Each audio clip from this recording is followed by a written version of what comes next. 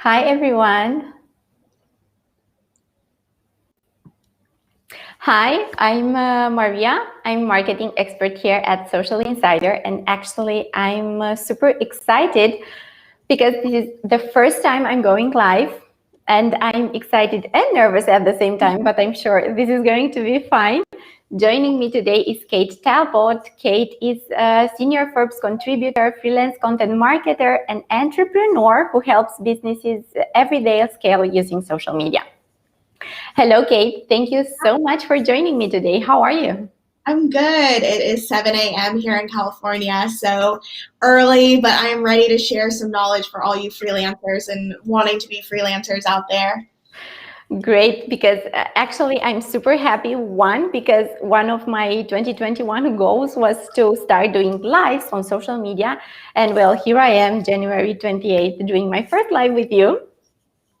And second, Socialinsider's handbook called Life as a Freelancer is finally live. That's great news. That's so exciting.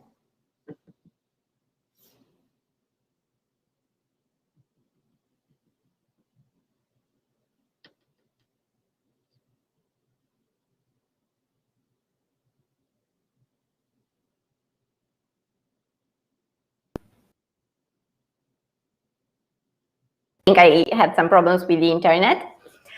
I was telling that last year we had Life as a Social Media Manager, which was a collection of, and now we are here with Life as a Freelancer.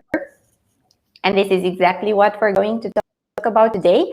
But before we start, please let us know if you can see us and hear us well. Just let us know in the comments below. We are live on Facebook, Twitter, YouTube, and my favorite platform, LinkedIn. So, okay. Well, I can hear you now, and I've done tons of lives, and Great. sometimes they work with the internet, and sometimes they don't. We just have to go with it and just let the internet gods help us out. It's all good. Great. Okay, so I was telling you that today's live session is about our new handbook called Life as a Freelancer. This is a complete guide covering actually everything you should know about this journey. Skills you should develop, tools you should use, how to find clients and keep them happy, set prices, and very important, how freelancers can find a balance between freelancing and their personal life, because I think this is really important. And actually, this is how we met, Kate. Last year, I was searching for freelancers that can help me to better understand how this journey works and how a freelancer life looks like. And I found you on LinkedIn. Mm-hmm. We recorded a podcast episode about your journey, and it was really fun. And you helped me also with quotes for the handbook, and I want to thank you for that. Of course. Anything to help out people on their journey. I'm always here for it. Great. So let's start with some questions. Also, if someone has questions for Kate, please let us know in the comments below and we will answer them during this live session. But before, I have a question for you. How were your first years as a freelancer? Because there are a lot of people thinking that, okay, being a freelancer is super easy. You are your own boss. You can create your own schedule. You can visit places and work at the same time. And I'm sure this is true, but I'm sure there's more. So please tell us, how were for you the first years? Yeah, definitely. So I started my freelance journey about 6 years ago. I was head of marketing at a startup prior, and it completely pivoted, and within like a day, everything went, like 80% of the people were fired. And so I just looked at that journey of thinking, okay, well, I was spending so much time on this one startup. What if I freelanced and I worked with a lot of different startups? I would make more money. I would have more free time, and I'd be able to build my own business, which I love as an entrepreneurial mindset. That being said, of course, as Maria said, it isn't like one day you just open up your shop and everybody wants to work with you. There's definitely like a hustle involved. So just in the beginning, what I did, really for the first 2 months is really listen to people's pain points. And a lot of people would come to me and say, my dad needs help. He doesn't understand social media, or, this business needs help with SEO and content. So it was really just listening to people's pain points and understand how to market myself. I actually, once the startup went under, I went to India for like a month. I've grown up going to India, so it's not like I had this like eat, pray, love moment, but it felt very transformative for me. So when I came back, I didn't want to go straight into working really hard. I wanted to take the time to really understand where my business was going to go. So I called it the tight booty hustle because I did Pilates every day and I just mapped out where I wanted to go. So I will say within the first month and then probably the first 2 years, I was all about letting people know what I was doing. And so a lot of that from a tactical point of view was like going on angel lists because I work with startups, going to South by Southwest, networking in San Francisco, finding my tribe of other freelancers. So I would say that within the first 2 years was like very big. But I will say something because I'm not into hustle culture. I will say I love doing what I do. So it didn't feel like work. And I want to reiterate that because if you're freelancing and you're like grinding and hustling and you're not really happy, then it just shows that's not for you. But if you're doing all that stuff and you're getting results, or even if you're just getting a little bit, I really think that is intuitive to you and you'll see if that's the right path for you. Great. And it's also something that will keep you motivated to continue. Great. So another question that I have for you, and it is also in the handbook, is that as an employee, you work from 9 to 5. You know exactly how your day-to-day schedule looks like. Meetings, calls, maybe meetings again. But at 5 p.m., you can say stop and go home. Forget about work. As a freelancer, I imagine it's harder because you might think, well, this is a new client. This can mean more money. So how can you say stop as a freelancer, or when do you know is it okay to take a break from what you're doing? I think a lot of freelancers struggle with this because there's kind of this scarcity mindset of, oh my gosh, if I lose a client, I'll just never recover, or, I have to work, and that's the only way to success. Now, that being said, I mean, definitely, especially right now when we're in COVID, that's a very strong mindset and it helps, your inner drive. But I will say if you want to do freelancing, you really need to work on your boundaries. So for me, especially, this is just myself, especially working in social media, where it's more of a 24/7 kind of role. I personally don't get on Slack channels. I don't do that. I don't reply back after 5 o'clock unless somebody's about to die. I just look at it like what I'm doing isn't saving lives. It's just a tweet. So I really put my boundaries up. Now, that being said, I might take a break from, might go on a walk or go see my mom or whatever during the day from 1 to 4. And then maybe at night I'm working. So there's that flexibility. And I know we talked about this on the podcast, and I recommend this book for people who really think about this is Daniel Pink's When. And I share with Maria that I work really well from 6 a.m., which is now, to 8 a.m. And that's when my brain is working really well for my writing, since I write for Forbes and other publications. So I really encourage, if you're freelancers, to really understand your zones of greatness. And so go from there. But if you are going to freelance, boundaries up, don't burn out, and really understand your why. Okay, so create a schedule because this is really important, I guess. Okay, so now let's read a question we received on social media. What social media platforms should I use to promote my work? Should I focus on one platform, or should I post on Facebook, LinkedIn, Twitter, Instagram at the same time? Well, that's a great question. I really can't answer that because I don't know your business, but I will say you really want to understand where your audience is and figure out where you want to spend your bandwidth, especially if you're a one-woman show. I am, so I really have to think about where I want to be putting my business. I don't do anything with Facebook. Twitter is really just political for me.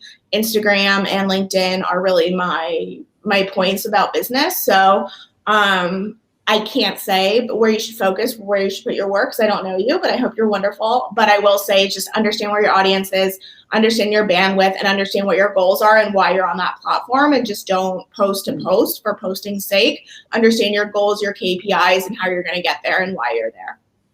Great. And what about TikTok? Because I'm following you on Instagram and I know you are using Reels.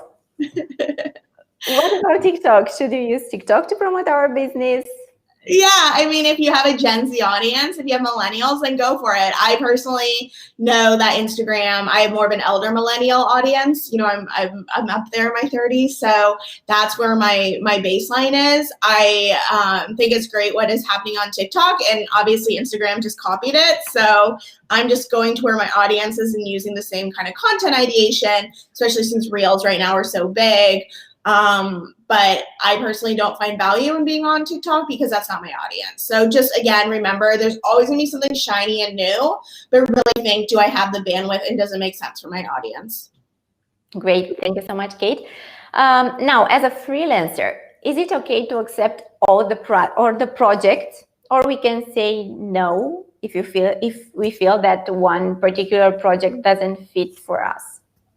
Yeah, I'm a big proponent of saying no. And I will say no so that other great opportunities come your way. And what I have always done, and I recommend this for a lot of freelancers out there, is to have an anchor client. So I've, since day one, my anchor clients, I think I talked to you about this on the podcast, I find a niche. So my niche is Series A to B startups that don't want to invest in marketing. They know they need it, but they don't want to pay, health insurance.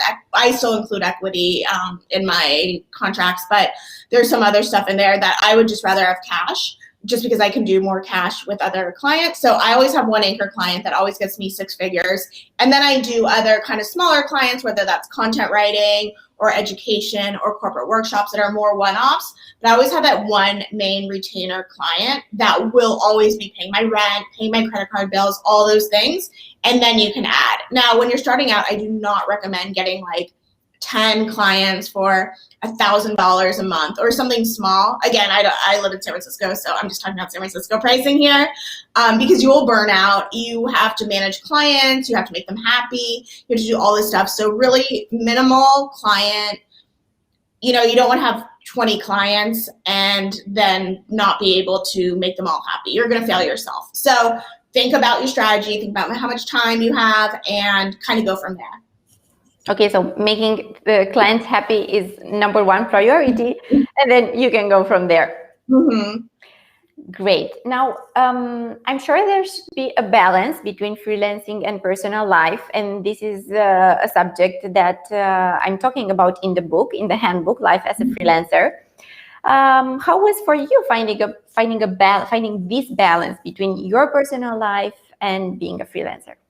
Yeah, so a big reason I decided to freelance. So I decided to freelance when I turned 30. And a lot of my girlfriends growing up were friends from San Francisco. Were starting to have babies and starting to, really kind of taper out of the working world. And I grew up, my whole family's in the Bay Area. So for me, I really wanted to spend time with my family. I just felt that I had worked really hard in my 20s and I don't want to burn out working for a corporation that isn't going to value you after a couple of years or take care of you. So I wanted to make sure that I owned my own journey. And I really made like a great work-life balance. Like, I'm pretty sure people thought I never had a job because I was always like at a friend's house, going shopping.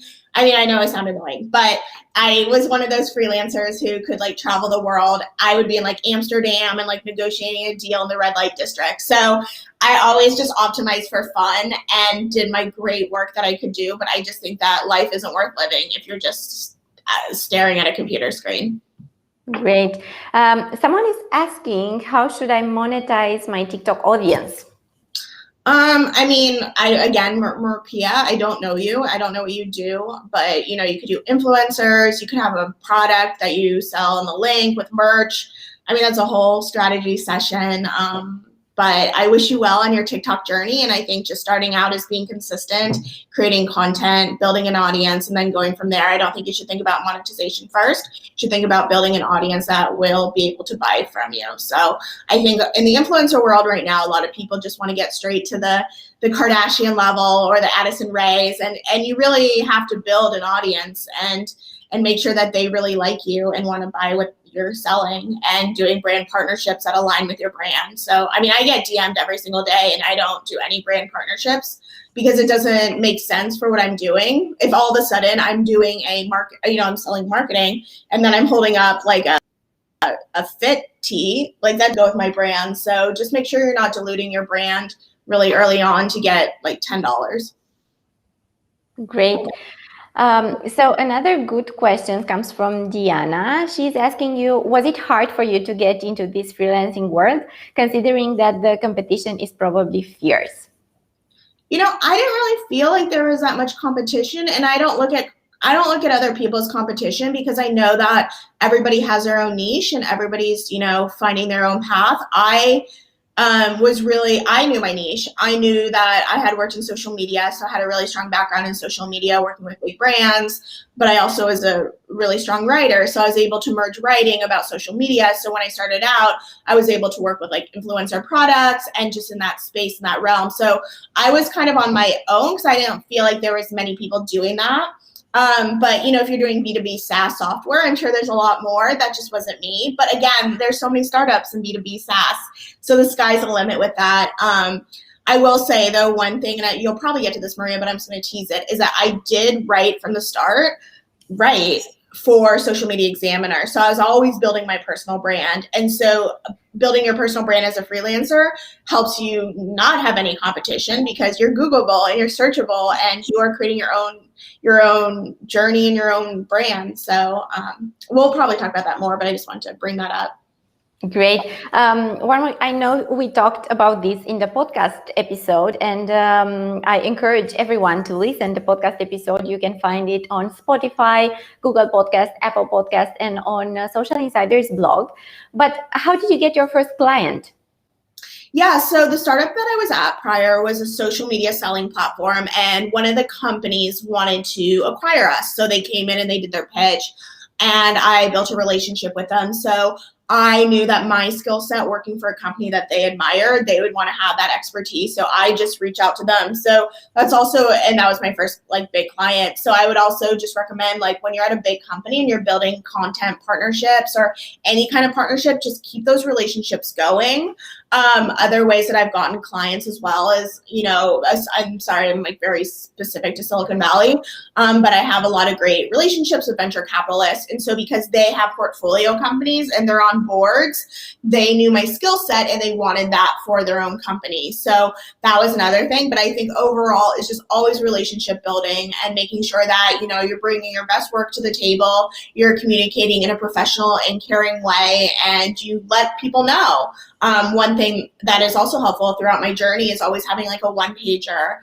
Just when you're starting out, you don't need a whole website. I really encourage you to have one along the way, but if you don't want to invest the time or money, but just have a one-pager. You can make it on Canva, talking about your skill set, who you are, your background, and have it very applicable about what you can do to help companies, and so they know what value you're bringing. Great. Also, I think LinkedIn is very good for this. Let people know you are a freelancer there.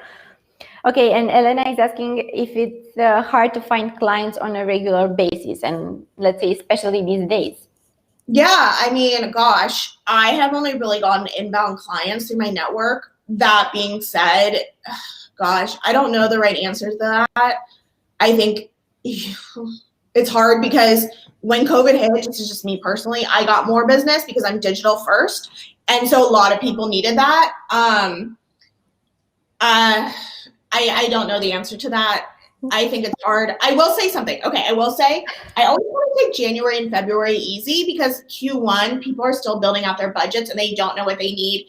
And freelancing really ramps up, I would say March to October. So I would say if you have down months, it's okay. You embrace spending time with your friends and family. Embrace building out your own personal brand with writing or your website or a course. If you have down months, just work on you because that's an investment in the future. So I hope that helps you out. Great. And how we can set up prices for our clients? I mean, we can have the same price for every client, or is it something that we change according to their needs? Yeah, definitely different pricing for each client. Also different pricing for knowing how much money or capital these clients have. So if you're doing a seed stage startup that hasn't gotten any venture money, you're probably not going to make that much. So you can't spitball a 5-figure thing. They'll laugh at you. But if you're working for maybe a Series B, Series C, that might happen. Now, if you're doing one-off blog posts, you might want to just say each blog post is X amount of money and that kind of thing. But if you're doing, their whole social media, you're doing blogs, you're doing all this, you're going to create different retainers. So you really have to analyze what value you're providing, how much content or whatever is analogous to content, and then what does their company look like and how much money they can spend on you. Now, I will add, if you guys want to, you don't want to take the cash, you can always pull in equity. So if you're doing, I do this with some of my seed stage startups where I put in equity into the deal so that it might not be a lot of money, but I'm getting the equity from it. Great. I have two more questions for you. Mm-hmm. One is, what are your future plans? Where should people find you? I know you have a newsletter, and tell us about that. Yeah, so talking about life-changing, I think when COVID hit, I really wanted to own my own media. I wanted to think big. Before I was kind of in my little world having fun, but I thought, okay, now is the time to think bigger. So I'm so excited to launch my newsletter, which I think you can put in the chat. Maybe you could put the link in there. So it's katetalbotmarketing.com/newsletter.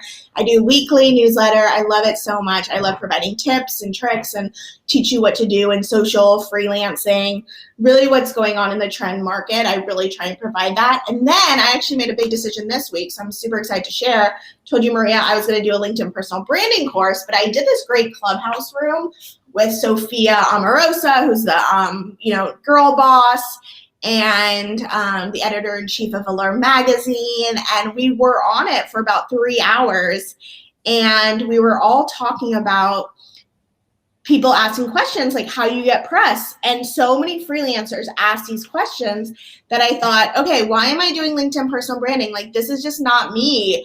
I am now going to do a course. I will change the name, I'm sure, but it's going to be a solopreneur branding academy. And it's all going to be about like how you do your founder story, how you do your logo and colors, how you pitch press, how you use scaling social media, and then like how you use influencers to like do partnerships. So super excited. I literally just changed this 2 days ago. I've been working on my LinkedIn course for like 6 months, but I just think this is the right way to go because I know there's so many freelancers out there who just need all these tips and tricks, don't have the capital to do it. And I've been in the trenches and I know it works. So super excited about it. So if y'all are watching, like connect with me on LinkedIn or Twitter and all that jazz. Great. And my last question for you is, let's say I'm a freelancer and you could teach me only 3 things about freelancing. What would you teach me? How to ask for more. I think as women, we are not great at asking for a lot of money. I think there's so many studies and data that shows, men get paid a lot more than women.